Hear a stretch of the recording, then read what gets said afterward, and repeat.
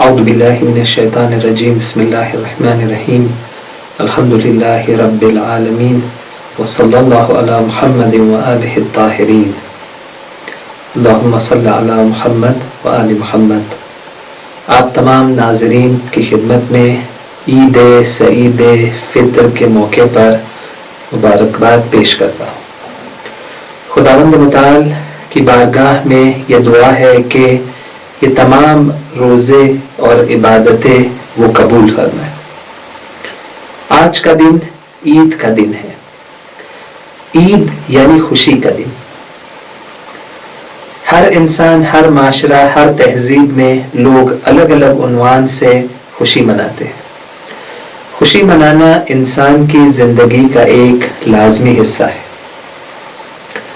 لیکن عام انسان، عام معاشرے میں جب کوئی مادی فائدہ انسان کو ملتا ہے تو اس پر خوشی منائی جاتی ہے۔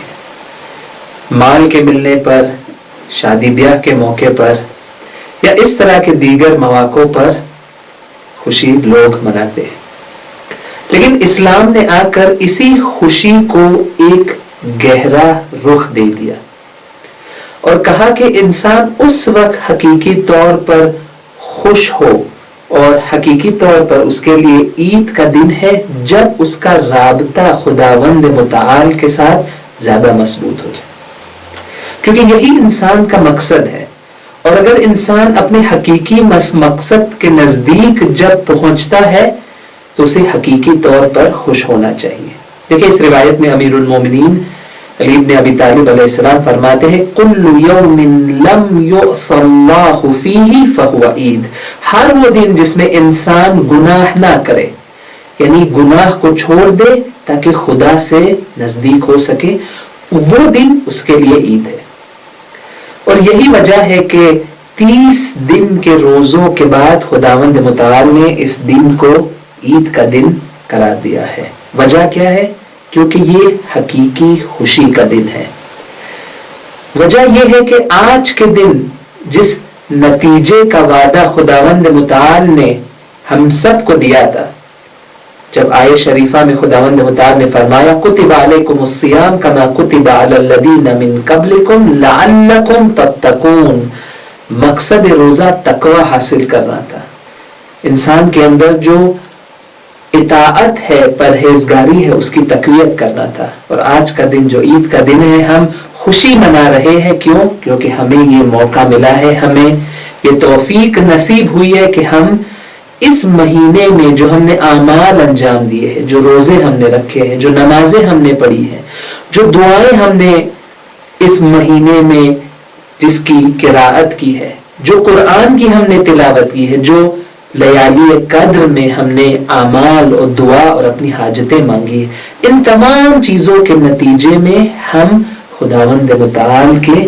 اور نزدیک آ چکے ہیں، ہمارے اندر تقوی بڑھ چکا ہے اور ہم نے چند قدم خداوند متعال کی طرف اس مہینے کے نتیجے میں اٹھائے ہیں۔ اور یہی وجہ ہے کہ آج کا دن ہمارے لیے عید کا دن ہے۔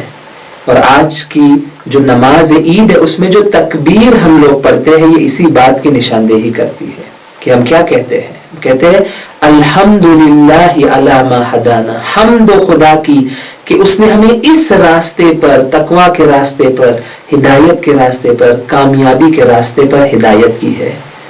وَلَّهُ الشُّكْرُ عَلَى مَا أَوْلَانَا، اور آج کا دن شکر کا دن ہے کہ خدا نے جس بات کے نتیجے میں ہم مسلمانوں کو ترجیح دی ہے کہ بہترین دین، بہترین طریقہ، بہترین شریعت خداوند متعال نے ہم سب کے لیے مقرر فرمائی ہے۔ تو آج کا دن عید کا دن ہے۔